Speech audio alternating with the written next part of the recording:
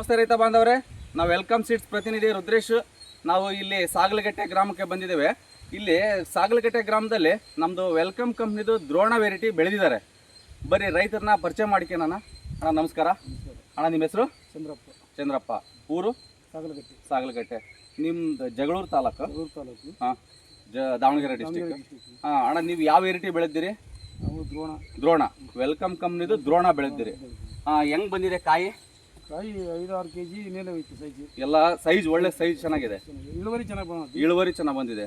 ಆಮೇಲೆ ನಿಮಗೆ ಇದು ಹೆಂಗ್ ಅನಿಸ್ತದೆ? ಇದು ಹಾಕಿದಿರಲ್ಲ ಕಾಯಿ ಚೆನ್ನಾಗಿದೆ, ಇಳುವರಿ ಬರುತ್ತೆ, ಇದು ಚೆನ್ನಾಗಿ ಅಂತ ನಮಗೆ ಚೆನ್ನಾಗಿ ಅನಿಸ್ತಾ ಇದೆ. ಆಮೇಲೆ ರೋಗಗಳು?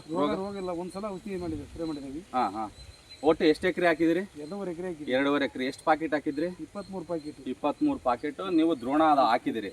ಹಾಂ, ಆಮೇಲೆ ಇದು ಎಲ್ಲ ಹೆಂಗ್ ಅನಿಸ್ತಾ ಇದೆ ನಿಮಗೆ ಬೆಳೆ ನೋಡಿದ್ರೆ? ರೈತರು ಏನಂತಾರೆ ಇಲ್ಲಿ ಅಕ್ಕಪಕ್ಕ ರೈತರು? ಚೆನ್ನಾಗಿ ಮಾಡಿದಿರಿ, ಚೆನ್ನಾಗಿ ಈ ತರ ಮಾಡಕ್ ಮಾಡಿದಿರಿ ಅಂತ ಅಂತಾರೆ. ಹೌದಾ? ಆಮೇಲೆ ಈ ಕಾಯಿ ಎಲ್ಲ ತೂಕ ಸೈಜ್ ಗಟ್ಟಿ ಹೆಂಗ್ ಬರುತ್ತೆ? ತಿರುಳು ಹೆಂಗಿದೆ?